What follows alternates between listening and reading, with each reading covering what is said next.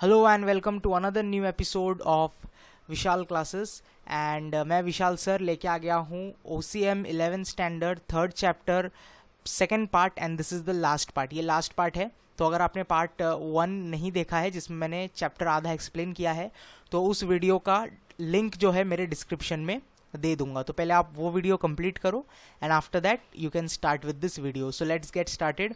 Steps in setting up of small scale business. अगर आपको small scale business run करना है तो उसके लिए क्या स्टेप है? टोटल 11 स्टेप अगर आप फॉलो करते हो तो आप एक स्मॉल स्केल बिजनेस रन कर सकते हो। सबसे पहले आता है decision of business area. Decision of business area मतलब आप किस टाइप का बिजनेस रन करने वाले हो। क्या वो सोल प्रोप्राइटरशिप होगा? अगर आप अकेले चलाओगे बिजनेस को तो उसे सोल प्रोप्राइटरशिप कहा जाएगा। आप पार्टनरशिप में कंडक्ट करने वाले हो बिजनेस, आप जॉइंट हिंदू फैमिली बिजनेस में कंडक्ट करने वाले हो बिजनेस, आप जॉइंट स्टॉक कंपनी खोलने वाले हो, तो आपको आपका बिजनेस एरिया सेट करना पड़ेगा। Next, study of business environment. अब बिजनेस के दो एनवायरनमेंट होते हैं, internal as well as external. तो आपने अभी तक कोई भी कंपनी ओपन नहीं की है तो आपको एक्सटर्नल एनवायरनमेंट देखना है। एक्सटर्नल एनवायरनमेंट में सबसे इंपॉर्टेंट होता है कस्टमर। कस्टमर किस तरीके का प्रोडक्ट चाहता है, कस्टमर का क्या रिक्वायरमेंट है, कस्टमर कब प्रोडक्ट ज़्यादा चाहता है, किस प्राइस पे कस्टमर को प्रोडक्ट चाहिए। तो इन सारी चीज़ों का जब आप रिसर्च करोगे एक और आपको मालूम पड़ेगा कि इस टाइप का प्रोडक्ट मुझे बनाना है, तो उसके बाद आप जो है उस प्रोडक्ट को लॉन्च करोगे तो आपका सेल्स जो है वो ऑटोमेटिकली बढ़ जाएगा। उसके बाद थर्ड स्टेप आता है सिलेक्शन ऑफ प्रोडक्ट। जब आप मार्केट रिसर्च करोगे मतलब स्टडी ऑफ बिजनेस एनवायरनमेंट करोगे तब भी आपको आइडिया आ जाएगा कि आपको किस तरीके का प्रोडक्ट बनाना है। तो स्टार्टिंग में आपके पास ऑप्शन होगा, आपके पास 10-15 ऑप्शन होगा कि मैं ये प्रोडक्ट बना सकता हूँ। उसके बाद जब आप डीप स्टडी करोगे कि ये प्रोडक्ट का डिमांड मार्केट में कितना है, या इस प्रोडक्ट को खरीदने वाला एज ग्रुप कैसा है, कौन सा एज ग्रुप इस प्रोडक्ट को ज़्यादा यूज़ करेगा, और हमारी कंट्री में इस वक्त सबसे ज़्यादा पॉपुलेशन किस एज ग्रुप का है, तो उस हिसाब से हम प्रोडक्ट को सिलेक्ट करते हैं।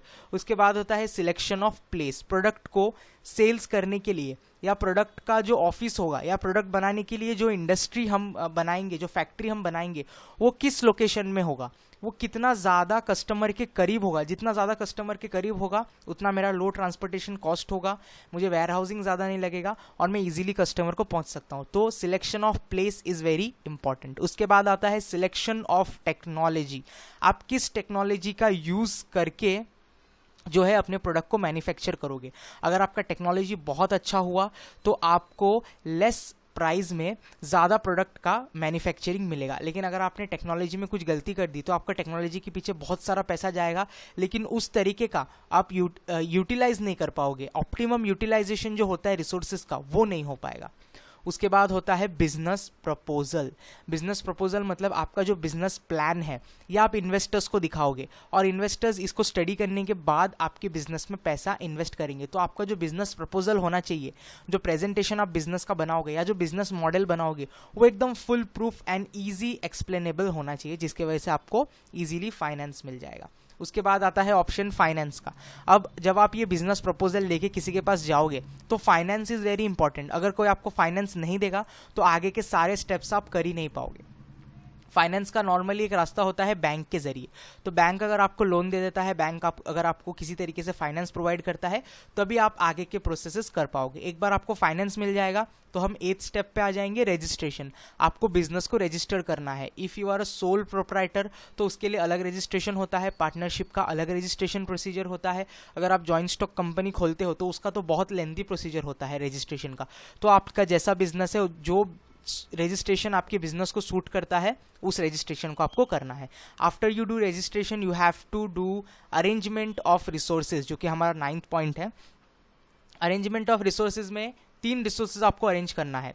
फिजिकल रिसोर्स, जिसमें आता है अलग अलग तरीके के machine, fixed asset, working assets, जो भी आपको कंपनी रन करने के लिए असेट चाहिए उसको हम फिजिकल रिसोर्सेज बोलते हैं। तो आपको असेट्स कलेक्ट करने पड़ेंगे। Arrangement of power and water supply.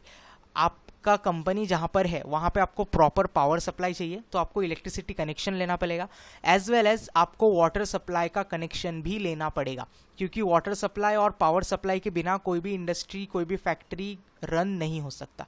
उसके बाद है staffing. You have to select a proper staff जिसके अंदर कोई स्किल हो, जो भी स्किल्ड लेबर होगा, प्रोफेशनल लेबर होगा या प्रोफेशनल वर्कर एम्प्लॉय आप कंपनी में रखोगे तो आपका कंपनी बहुत अच्छा ग्रो करेगा। उसके बाद आता है second last step, production and marketing of product. आप प्रोडक्ट प्रोड्यूस करना स्टार्ट करोगे। आपने जो भी टेक्नोलॉजी सिलेक्ट किया है, जो भी प्लेस सिलेक्ट किया है, जो भी प्रोडक्ट चूज किया है, उस प्रोडक्ट को आप रियल में अभी मैन्युफैक्चर करोगे। मैन्युफैक्चर करने के बाद आपको प्रोडक्ट रखना नहीं है, आपको प्रोडक्ट सेल करना है। तो सेल करने के लिए आपको मार्केटिंग स्ट्रैटेजीज अपनानी पड़ेगी। मार्केटिंग सिंपल वर्ड में मैं बोलूँ तो एक तरीके से एडवर्टाइजमेंट होता है।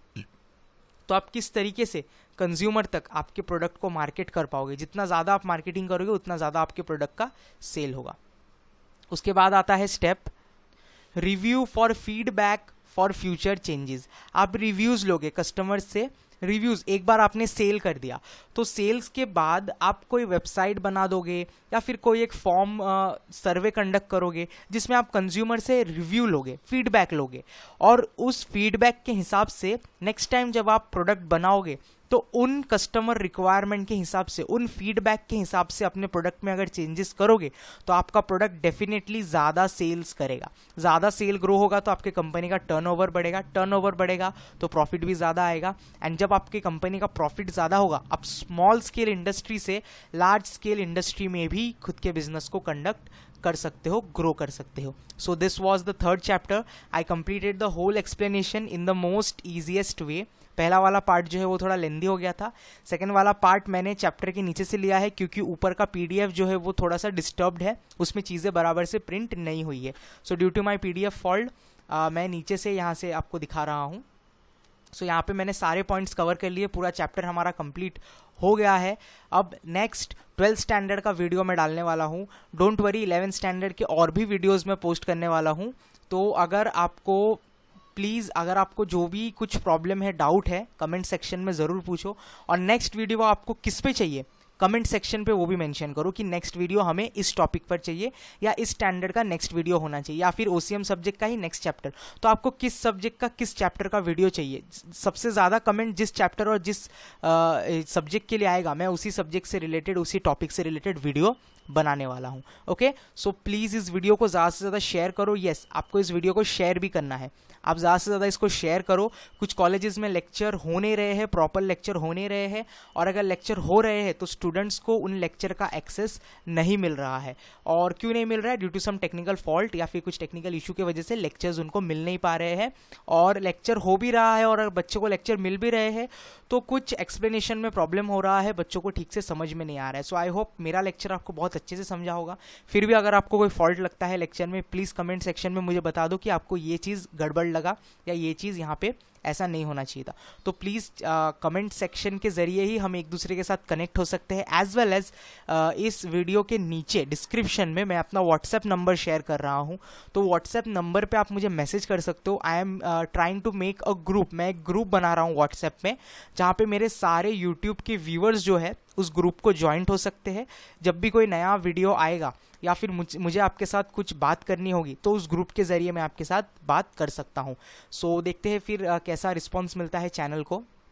आई have a less number of subscriber now, but my channel content, quality content जो है वो बहुत ज़्यादा अच्छा है। तो प्लीज़ चैनल को सब्सक्राइब करो, वीडियो को लाइक करो, शेयर करो अपने सारे दोस्तों के साथ। That's it for today, will meet in next episode. Thank you.